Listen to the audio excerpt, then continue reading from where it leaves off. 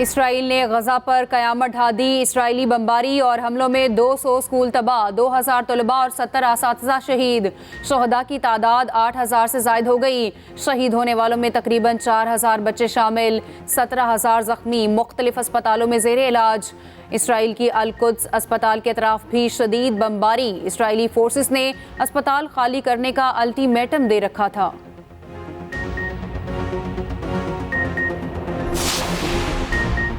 غزہ میں کچھ محفوظ نہ رہا، چند گھنٹوں میں 450 حملے، سڑکیں اور عمارتیں ملبے کا ڈھیر بن گئی، مکانات صفائے ہستی سے مٹا دیے گئے۔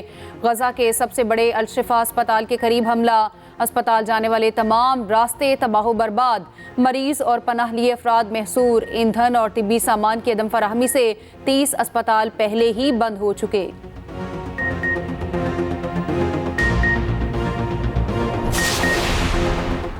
حماس کی جانب سے مزاحمت جاری، اسرائیل کی جوہری تنصیبات کے علاقے میں راکٹ حملے کا دعویٰ، دیمونا میں راکٹ فائر کیے گئے، تاہم کوئی جانی نقصان نہیں ہوا۔ اسرائیل کا شہر دیمونا حساس جوہری تنصیبات کی وجہ سے اہم ہے۔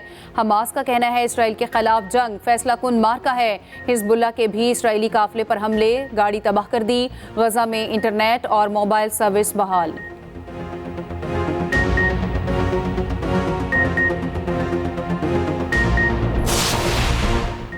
عالمی طاقتیں اسرائیل کے سامنے بے بس، جنگ رکوانے میں مکمل ناکام۔ اقوام متحدہ کی سلامتی کونسل کا تیسرا اجلاس آج ہوگا۔ قطر کی ثالثی میں اسرائیل اور حماس کے درمیان جنگ بندی کی کوششیں جاری۔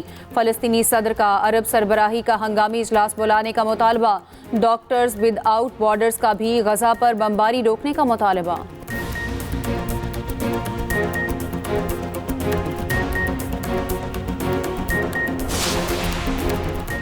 معروف عالم دین مولانا طارق جمیل کے بیٹے گولی لگنے سے جاں بحق۔ ڈی ایس پی میاں چنو کے مطابق عاصم جمیل کو سینے پر گولی لگی۔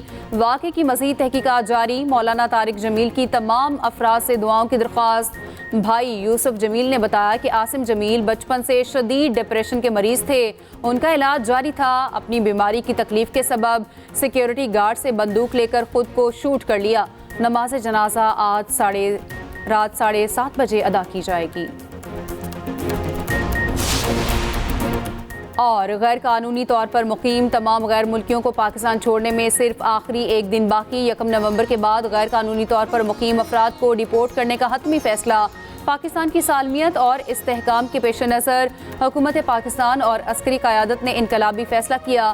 افغان شہریوں کا وطن واپسی کا سلسلہ جاری۔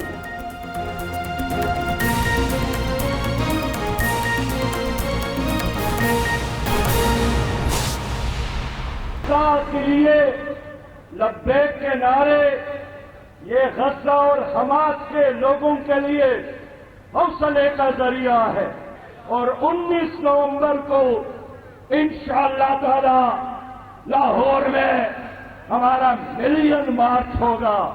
جب تک یہ ظلم جاری ہے، جب تک اسرائیل کی دہشت گردی ختم نہیں ہوتی، ہمارا اعلان ہے ہم اس تحریک کو جاری رکھیں گے۔ اسلامی ممالک فلسطین پر فیصلہ کریں، خوف زدہ رہے تو امت معاف نہیں کرے گی۔ مسلم حکمران اپنی ذمہ داریاں پوری کریں۔ امریکہ اسرائیل کے ساتھ اور ہم غزہ کے ساتھ کھڑے ہیں۔ امیر جماعت اسلامی سراج الحق کا اسلام آباد میں الاقصی مارچ سے خطاب، کہا 19 نومبر کو اگلا ملین مارچ لاہور میں ہوگا۔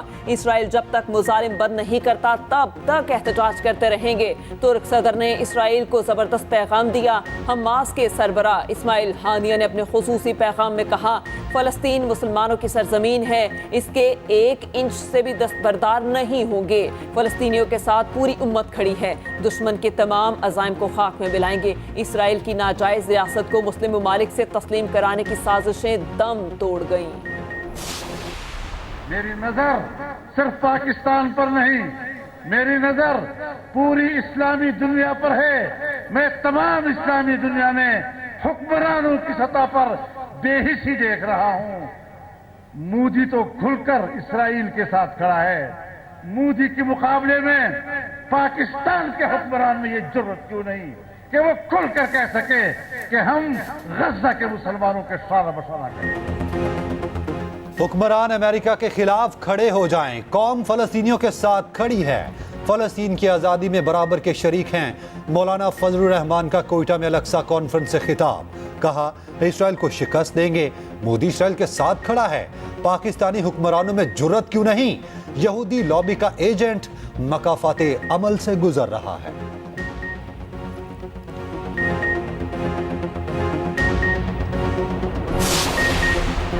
ملک کے مختلف شہروں میں فلسطینیوں سے اظہار یکجہتی، کوئٹہ میں JUI کی طوفان الاقصی کانفرنس، دنیا سے بمباری رکوانے کا مطالبہ، جماعت اسلامی کا اسلام آباد میں بڑا احتجاج، فلسطینی پرچم لہرا دیے گئے، لاہور میں مسلم لیگ کاف کی ریلی، کوئٹہ میں بھی فلسطینیوں سے اظہار یکجہتی کے لیے مظاہرہ، مظاہرین کی اسرائیل کے خلاف شدید نعرے بازی۔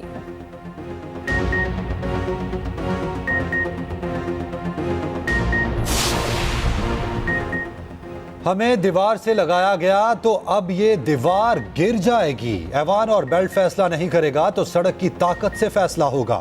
MKM کنوینر خالد مقبول صدیقی کا لیاقت آباد میں جلسے سے خطاب، کہا متحدہ آمریت اور جاگیردارانہ نظام کے خلاف کھڑی ہے۔ مصطفیٰ کمال بولے ثابت ہو چکا متحدہ کے سوا کراچی کو سنوارنے والا کوئی نہیں۔ 18ویں ترمیم سے صوبے مستحکم نہیں ہوئے، صرف وزیر اعلیٰ طاقتور بنا۔ فاروق ستار نے کہا MKM آئین اور قانون کے ساتھ کھڑی ہے، الیکشن میں صرف پتنگیں ہی ہوں گی۔ جلسے میں فلسطینیوں سے اظہار یکجہتی کے لیے 1 منٹ کی خاموشی۔ کرکٹ بورڈ سے گند صاف کرنا پڑے گا، اگر سابق بورڈ سربراہان کے گھپلے سامنے لاؤں تو بات اربوں تک جائے گی۔ Chairman PCB management committee Zaka Ashraf نے نیا پنڈورا باکس کھول دیا، کہا ورلڈ کپ آتے ہی قومی ٹیم کے فٹنس مسائل پیدا ہو گئے، کھلاڑیوں کو NO سے ملنے کا کڑوا گھونٹ مجھے پینا پڑا، لیگ سے جو کھلاڑی واپس آئے وہ فٹ نہیں تھے، 5 انجرڈ کھلاڑی ٹیم میں شامل ہوتے تو پوزیشن مختلف ہوتی، نہ پلیئرز کہیں جا رہے ہیں نہ ہی بورڈ، راشد لطیف جھوٹ بول رہے ہیں، بابر اعظم نے مجھے کوئی کال نہیں کی، لگتا ہے راشد لطیف کسی ایجنڈے کا حصہ ہیں، بھارت نہیں جا رہا تھا، سب نے کہا ٹیم کو بیک کرنے کے لیے جاؤ۔ معاملہ طے ہونے کے باوجود PIA کے مسافروں کی مشکلات جوں کی توں، اتوار کو 53 پروازیں منسوخ۔ حالیہ بحران میں PIA کی 650 پروازیں منسوخ ہو چکی۔ PIA نے آج کا فلائٹ شیڈیول جاری کر دیا۔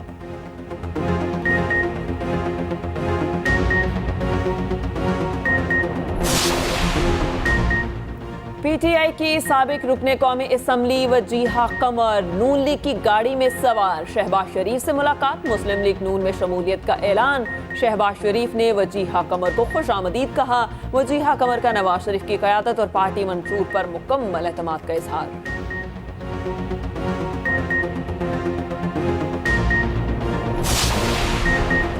پیپلز پارٹی آئندہ الیکشن میں ملک بھر سے کامیاب ہوگی۔ پیپلز پارٹی کے شریک چیئرمین آصف زرداری کی کارکنان سے گفتگو، کہا پارٹی کا پیغام گھر گھر پہنچائیں، کارکن ہی پیپلز پارٹی کی اصل طاقت ہیں، قیادت اپنے کارکنان کے ساتھ کھڑی ہے۔